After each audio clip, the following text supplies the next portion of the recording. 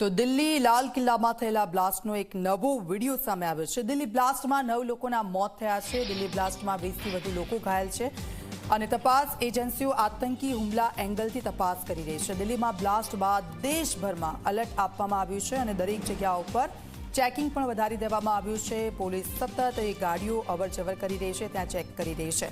આપ જુઓ દિલ્હીનો જે બ્લાસ્ટ કે જેણે સૌ કોઈને હચમચાવી દીધા છે અને આ બ્લાસ્ટ અને તેને લઈને અલગ અલગ એંગલથી તપાસ હાથ ધરવામાં આવી રહી છે। દિલ્હી બ્લાસ્ટમાં અત્યાર સુધી 9 લોકોના મોતની પુષ્ટિ થઈ ગઈ છે, ત્યારે 20થી વધુ લોકો ઘાયલ થયા છે। તપાસ એજન્સીઓ આતંકી હુમલા એંગલથી સતત તપાસ કરી રહી છે અને દિલ્હીમાં બ્લાસ્ટ બાદ દેશભરમાં એલર્ટ વધારી દેવામાં આવ્યું છે।